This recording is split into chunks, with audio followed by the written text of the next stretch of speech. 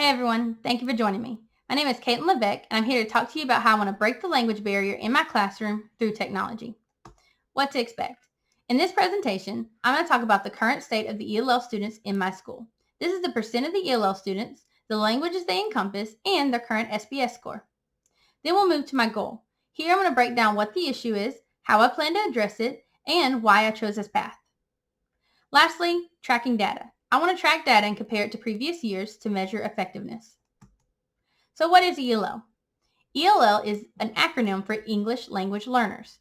These are students that have taken the language proficiency test, and the results show that they cannot effectively communicate, speak, talk, read, write, or even learn in English. These are students that usually come from a non-English speaking household, and they really struggle to be successful in school because of that language gap.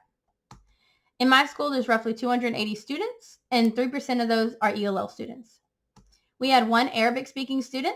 The student started learning to speak English the summer before this school year. They definitely progressed pretty quickly, and they got to a point where we could communicate and speak back and forth, but not very effectively because they never really fully understood. They really just relied on mimicking and following the examples of their peers. We had 6 Spanish-speaking students. Of these, 2 of them were able to communicate by the end of the year, not very effectively, but close to full sentences. And they really never had full understanding, similar to how the Arabic student was. The other 4 really were at a point where they could just say a few words here and there, but never really communicate back and forth. Now, the Arabic speaking student just started this year, so they do not have any testing scores, so I can't compare that. However, our Spanish speaking students do. Their scores are actually encompassed in the Hispanic and Latino students of the entire school. So keep in mind, if we were just looking at the ELL scores, they would actually be lower than what you see. This is a percentage though, and so they are definitely bringing this percent down for the non-ELL students that are Hispanic and Latino. But as you see, math is the highest. It has a C. And this is because it's probably the subject that uses the least amount of reading, writing, and talking. But as you progress through ELA, science, and even social studies, you'll see they maintain a D and an F rank, which is definitely something we need to improve. So what's the issue?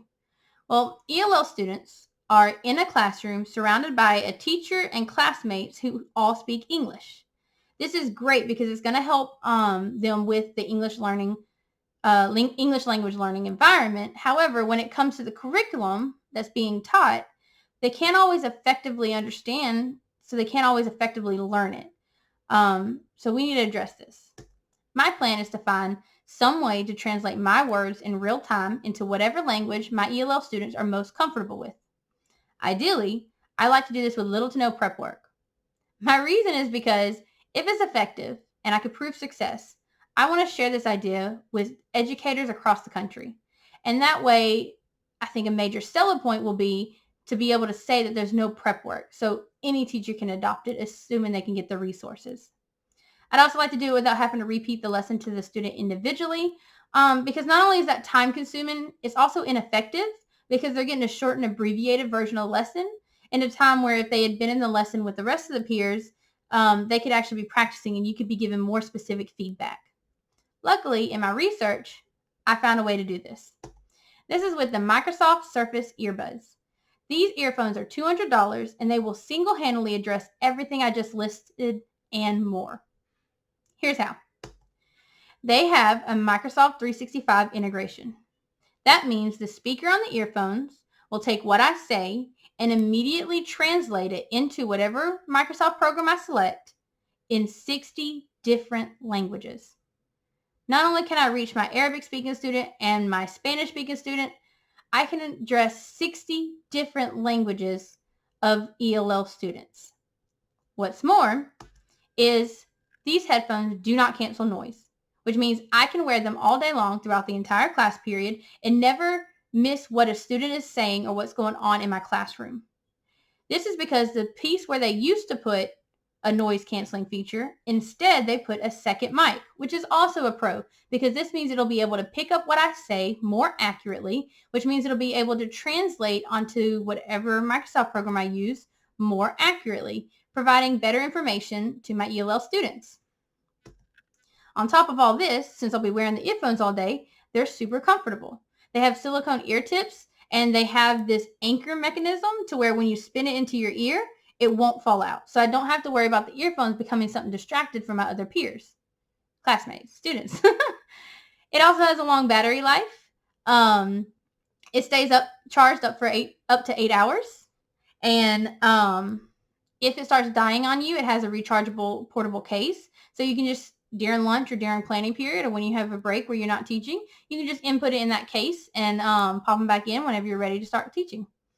It also allows me to be hands-free. This is a major issue I dealt with this year because the best way I communicate with my ELL students this year is just simply using Google Translate on my phone.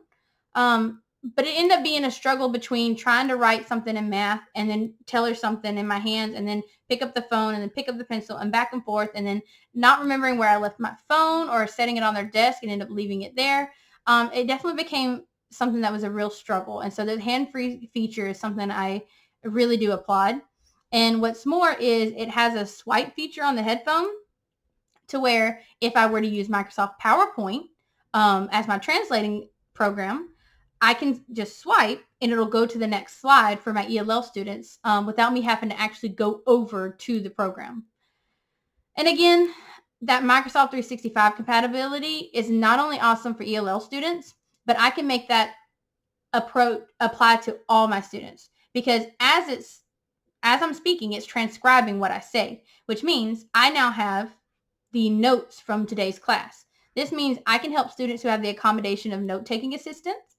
I can help students who may be absent by handing them a printout or uploading into Google Drive or Google Classroom a copy of the day's notes, which helps me address more students in my classroom needs, and that's just absolutely wonderful.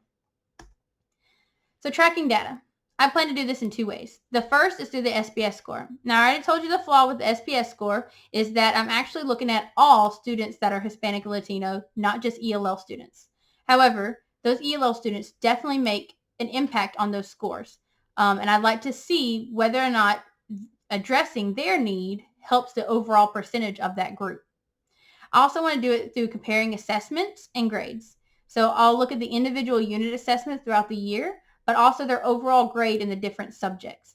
This way I can compare to see if their success got higher. Thank you for joining me today. I really appreciate you and I hope you enjoyed the presentation. If you'd like to help me in this endeavor, click the DonorsChoose link below and see how you can contribute. If you're unable to contribute and you still want to help out, please share this video so that it can reach more people and spread more knowledge and awareness of this equitable learning program that could potentially help these ELL students have the same chance for success as their peers. Again, thank you and have a good day.